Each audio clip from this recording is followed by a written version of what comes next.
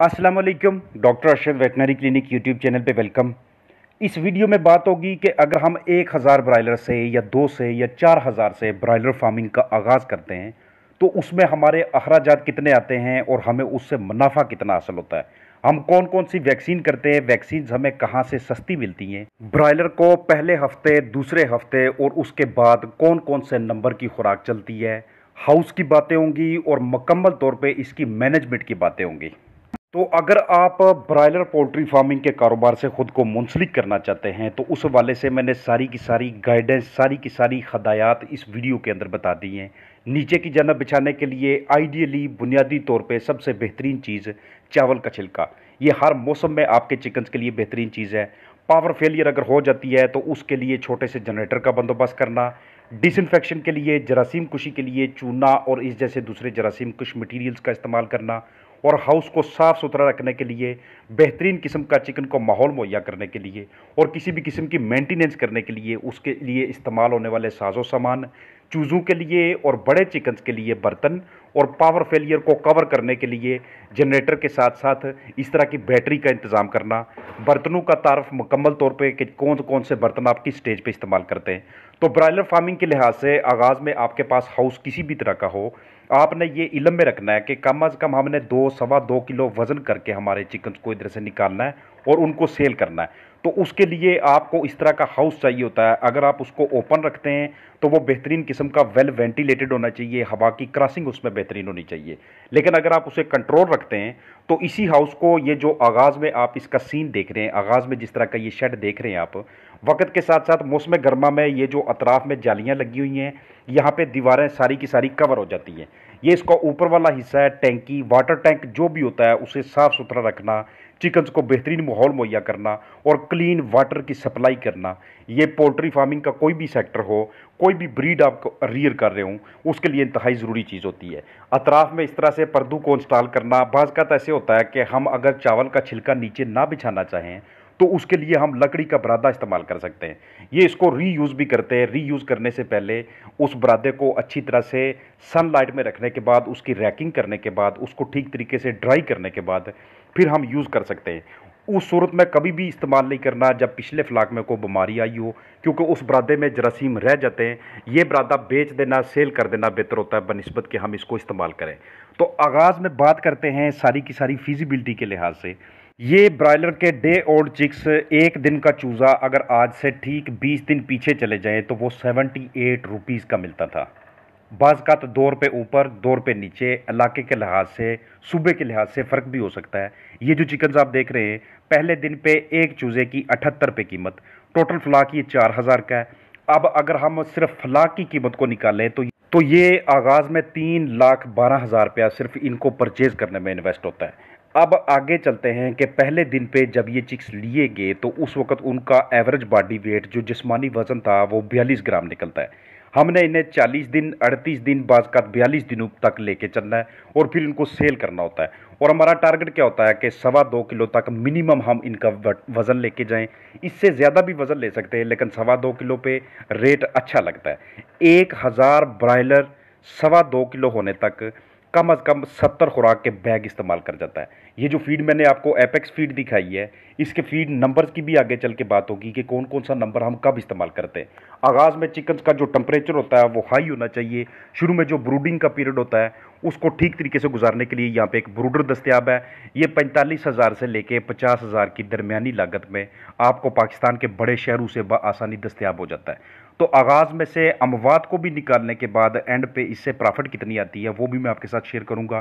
Temperature metre का install करना, वहाँ पे चिकन्स को आगाज़ में बेहतरीन किस्म का ब्रूडिंग माहौल मुहैया करना ताकि हमारी अमवात कम से कम हो। अगर हम अमवात को 1% से नीचे रखने में कामयाब हो जाते हैं तो ये एंड पे हमें जो प्रॉफिट हासिल हो रही होती है उसके लेवल को हाई रखता है, यानी कि प्रॉफिट हमें ज़्यादा मिलती है अगर हम मोटेलिटीज़ कम होने दें। और चिकन्स की जिस्मानी सेहत को बरकरार रखने के वाले से मैनेजमेंट के तौर पे हम किसी किस्म का कोई फॉल्ट ना आने दें उसके अंदर। चिकन्स को पहले दिन पे अच्छी तरह से ऑब्ज़र्व करना, उनकी सेहत को देखना, उनकी क्वालिटी को चेक करना, उनकी वेंट देखना कि वो पेस्टी तो नहीं है, वहाँ पे बहुत ज़्यादा ऐसे मटेरियल तो नहीं लगा हुआ कि जो कि परों के साथ चिपकता जा रहा है। उनकी नीचे से नेवल को देखना कि वो हील हो गई है बाकायदा तरीके से या अभी वो अनहील्ड पड़ी हुई है, उसके ऊपर किसी किस्म का कोई इन्फेक्शन ना आ जाए। ये बाकायदा तरीकाकार होते हैं डे ओल्ड पे चिक्स की क्वालिटी को चेक करने के। इसके लिए ढेर सारी वीडियोस भी अपलोड की हुई हैं। तो अब क्या होता है कि अगर आप एपेक्स फीड इस्तेमाल कर रहे हैं तो पहला पूरा हफ्ता आप उसमें 14C0 नंबर इस्तेमाल करते हैं। ये आपको 3,300 रुपये की कॉस्ट पड़ती है इसके एक फीडबैक की। अगर आप 1,000 ब्रायलर तैयार कर रहे हैं, सिर्फ 1,000 ब्रायलर, तो उसे आप 1.25 किलो तक ले जाने के लिए जो 70 खुराक के बैग खिलाते हैं, वो आपकी सिर्फ फीड की कास्ट 2,31,000 बन जाती है। अब अगर हम वेट की बात करें और वजन के साथ रेट की बात करें तो 2,31,000 की फीड खिला के 1,000 ब्रायलर का हम 2,300 किलो वेट हासिल करते हैं, जो कि मौजूदा 177 रुपये फार्म रेट के हिसाब से आपको 4,07,100 रुपये देता है। अब आगे चल के हम इसमें से बाकी के अखराजात भी निकालेंगे। डे ओल्ड पे उनका वज़न करना, उनके लिए किसी किस्म का कोई पावर फेलियर ना हो, यानी कि लाइट चली जाती है और आपने चिकन्स को कंट्रोल हाउस में रखा हुआ तो बड़ा मसला होता है। हैचरी में पहले दिन पे मैरक्स की वैक्सीन करवाने के बाद जब आपके पास चिकन्स पहुंचते हैं तो पहला हफ्ता चौथे दिन पे जाके आप उसे NDIB की वैक्सीन करवाते हैं। 12वें दिन पे गम्बोरो, 18वें पे एंडीक्लोन, 26वें पे लसोटा। पहला हफ्ता आप फीड के लिहाज से एपेक्स की फीड अगर आप इस्तेमाल कर रहे हैं 3,300 रुपये बैग में, तो वो आपको पहला हफ्ता 14C0 फीड, दूसरा और तीसरा हफ्ता आप 14C1 और फिर आखिर तक 14C2 फीड इस्तेमाल करते हैं। वेंटिलेशन के लिए एक तरफ पे पैड इंस्टॉल है, दूसरी तरफ पंखे लगे हुए हैं, क्योंकि कंट्रोल हाउसिंग का इसको सारा निज़ाम बना दिया गया है ताकि यहाँ पे चिकन्स को हीट स्ट्रेस का सामना ना करना पड़े। अभी आगे चल के साथ साथ मैं आपको सारे के सारे बर्ड भी इसमें दिखाऊंगा। कहीं पे आपको कोई ऐसा चिकन नज़र नहीं आ रहा होगा कि जो पेंटिंग कर रहा हो, जो हीट स्ट्रेस का सामना कर रहा हो या जिसको डिहाइड्रेशन हो रही हो, क्योंकि ये भाई ब्रायलर है, इसका हमने वेट हर हाल में पूरा करवाना है। तो वेट अगर पूरा करवाना है तो बर्ड को मुंह नहीं खोलने देना, मुंह नहीं खोलने देना तो फिर टेम्परेचर बरकरार करना पड़ेगा। उसके लिए फिर आपको इस तरह के कूलिंग सिस्टम्स इंस्टॉल करने पड़ते हैं ताकि आपके चिकन्स का हेल्थ स्टेटस ठीक रहे, वो वेट गेन ठीक तरीके से पकड़े। अगर आप ये जिन वैक्सीन का मैंने पहले आपके साथ जिक्र किया है, ये आप मंगवाना चाहें तो ये आपको चुबुर्जी से, मोहम्मद यूनुस भाई से लाहौर से मिल जाएंगे। मेडिवैक के सप्लायर्स हैं। स्क्रीन पे इन भाई का आपको कॉन्टैक्ट नंबर भी नज़र आ रहा है, आप इनसे रब्ता करके ये आपको 40%, 45%, 50% डिस्काउंट पे ये आपको वैक्सीन अवेलेबल करवाते हैं। इसके अलावा पोल्ट्री की दूसरी मेडिसिन भी आपको इनसे अवेलेबल हो जाती हैं। काफ़ी सारे भाइयों ने ये क्वेश्चन किया हुआ था कि कहाँ से हमें सस्ती और सारी की सारी वैक्सीन अवेलेबल हो सकती हैं, तो उसका आंसर भी इसी वीडियो के अंदर है। अब बात करें कि ये जो 4,000 ब्रायलर चिकन रखे हुए थे, इनके ऊपर टोटल फीड कास्ट कितनी आ जाती है, ये वेट गेन टोटल कितना करते हैं। अगर हम इनको 2 किलो 300 ग्राम तक लेके जाते हैं 38 दिनों में या 40 दिनों में या 42 दिनों के अंदर, और उस वक्त तक इनका जो टोटल वज़न बन जाता है वो 9,200 किलो बनता है। फार्म रेट पे अगर 177 पर केजी के हिसाब से उठवाते हैं तो ये टोटल 16,28,400 रुपये से आपको प्रॉफिट हासिल होती है। लेकिन अब आप इसमें से फीड कास्ट को निकालेंगे। अगर आपके 1,000 बर्ड 70 बैग को लगभग इस्तेमाल करते हैं तो आपके 4,000 बर्ड अराउंड 280 बैग्स इस्तेमाल करेंगे, जो कि 9,24,000 की सिर्फ आपकी फीड कास्ट बन जाती है। अब आप 16,28,400 में से 9,24,000 निकालते हैं तो ये पीछे आपका 7,04,400 रुपये बचता है।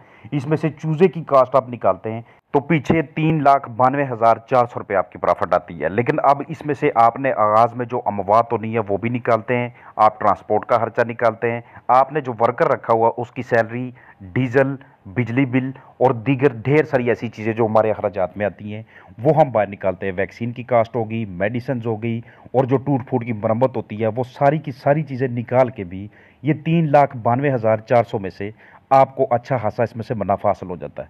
अब ये डिपेंड इस बात पे भी करता है कि रेट कितना था, फार्म रेट कितना था जब आपने उन ब्रायलर्स को सेल किया। ये पिछले दिनों आपको इल्म भी होगा कि ब्रायलर का रेट कहाँ पे गया था। उन दिनों जाहिर सी बात है कि प्रॉफिट का जो तनासब था वो भी ज़्यादा था। 100 फुट लंबा और 30 फुट चौड़ा ये शेड जो कि 3,000 स्क्वायर फुट बनता है, इसमें बुनियादी तौर पे हमें इतने ज़्यादा चिकन्स रखने नहीं चाहिए। लेकिन अगर आप इसकी वेंटिलेशन अच्छी रख लेते हैं, आप इसकी बाकी की रिक्वायरमेंट्स पूरी कर लेते हैं, तो आप इसमें 4,000 चिकन्स को अफोर्ड कर लेते हैं वक्त के साथ साथ उनकी जगह खोल के। और सबसे ज़्यादा अहम चीज़ होती है नीचे की जानब जो इनका लिटर मटीरियल होता है उसके अंदर रैकिंग करके, ताकि अमोनिया गैस ज़्यादा ना बननी पाए। तो आप अगर सिर्फ 1000 चिकन से आगाज़ करते हैं या 1500 से आगाज़ करते हैं, तो उनके लिए आप अगर इस तरह का हाउस बनाने में कामयाब हो जाते हैं कि जिसमें आपको पैड पंखे ना लगाने पड़े, जिसमें आपको इस तरह का वेंटिलेशन सिस्टम इंस्टॉल ना करना पड़े जो कि आपको महंगा पड़े, तो ये आपकी कॉस्ट ऑफ प्रोडक्शन को कम करके आपकी प्रॉफिट को बेहतरीन पैमाने पे लेके जाता है। जो मैंने वैक्सीन का शेड्यूल आपके साथ शेयर किया है, ये इस बुनियाद पे है कि आपके पास जो चिकन्स आए हैं वो बिल्कुल क्वालिटी चिकन्स थे। आपने उनको जिस हाउस में रखा हुआ है वो उनको सपोर्ट कर रहा है, वो उनकी हेल्थ के लिए, वो उनकी बेहतरीन किस्म की सेहत के लिए बिल्कुल मौजू किस्म का शेड है। बाज़ औक़ात ऐसे होता है कि अगर इलाके में वबाएँ ज़्यादा फूटी हुई हैं, गंबोरों के केसेस ज़्यादा हैं, तो उस सूरत में आपको गंबोरों के 2 शॉट लगवाने पड़ेंगे, एक 12वें दिन पे जाके और एक 22वें या 23वें दिन पे जाके। अगर H9 के केसेस बहुत ज़्यादा हैं, तो उस सूरत में आपको H9 की किल्ड वैक्सीन करवानी पड़ती है, गैलीम्यून कंपनी की या किसी और कंपनी का इस्तेमाल करके।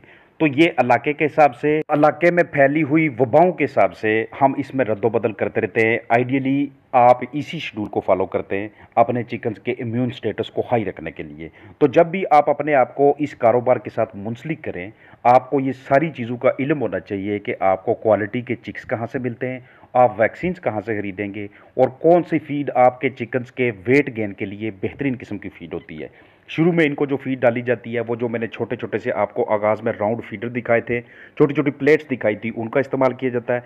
वक्त के साथ साथ इस तरह के हम राउंड फीडर्स की तरफ आ जाते हैं और इनके बॉडी साइज़ के साथ साथ उसे ऊपर उठाते रहते हैं ताकि फीड वेस्ट ना हो, क्योंकि एंड पे जाके फीड एक मेजर पोर्शन होगा, एक बड़ा हिस्सा होगा कि जो हमारी प्रॉफिट की रेशो को डिस्टर्ब कर सकता है।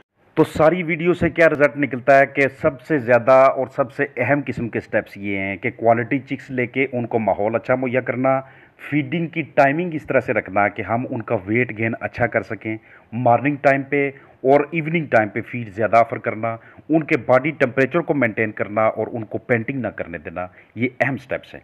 पूरी उम्मीद है कि ब्रायलर फार्मिंग हजरात के लिए वीडियो हेल्पफुल होगी। अपना ख्याल रखिएगा। अस्सलाम वालेकुम।